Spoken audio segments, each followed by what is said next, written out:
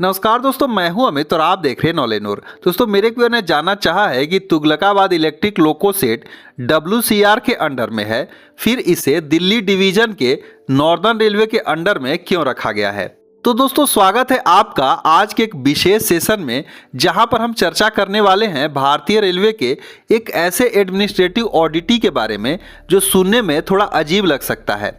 क्या आपने कभी सोचा कि Tughlakabad electric loco shed TKD, जो भौगोलिक रूप से राजधानी दिल्ली में है, जो प्रशासनिक रूप से उत्तर रेलवे यानी कि NR डिवीजन के अंतर्गत आता है, आखिर वो WCR वेस्ट सेंट्रल रेलवे के नियंत्रण में क्यों है। क्या यह रेलवे की कोई गलती है या इसके पीछे कोई गहरी सोची समझी रणनीति। चलिए आज इस गुत्थी को सुलझाते हैं। साथियों, सबसे पहले स्थिति को समझिए।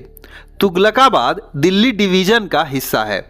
कायदे से इसे नॉर्दर्न रेलवे यानी कि NR के पास होना चाहिए था, लेकिन जब आप किसी रेल इंजन पर WCR लिखा देखते हैं और उसका होम सेट TKD पाते हैं तो माथा ठनकना लाजमी है।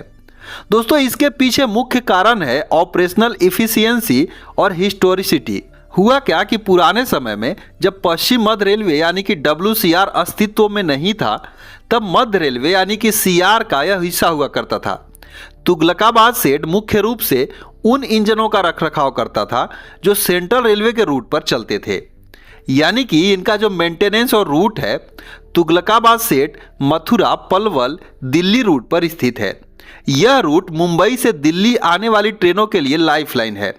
चूंकि इन ट्रेनों पर अधिकांश सफर WCR यानी कि कोटा, जबलपुर, इटारसी क्षेत्रों से होकर गुजरता था, इसलिए इस सेट का प्रशासनिक नियंत्रण WCR को दिया गया, ताकि इंजनों के रखरखाव और मेंटेनेंस और उनकी रोटेशन में तालमेल बना रहे। क्योंकि किसी दूसरे जोन को इसको दे दिया जाएगा तो उस प्रकार से प्रॉपर इनकी मेंटेनेंस में दुविधा होगी।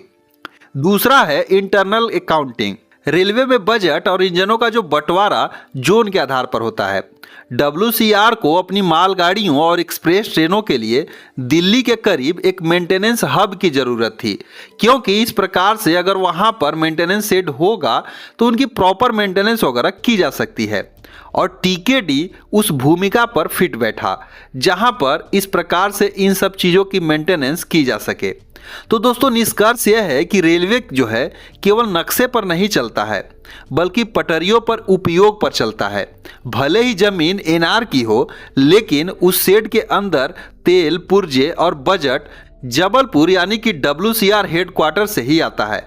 और यही भारतीय रेलवे की खूबसूरती है, अनेकता में एकता। तो दोस्तों, उम्मीद करते हैं आपको ये प्यारी सी जानकारी जरूर समझ आई होगी। अगर आई है तो वीडियो को लाइक और शेयर जरूर कीजिएगा, और चैनल पर नए हैं तो चैनल को जरूर सब्सक्राइब कर लीजिएगा। तो मिलते हैं एक दूसरे वीडियो में, तब तक के लिए धन्यवाद।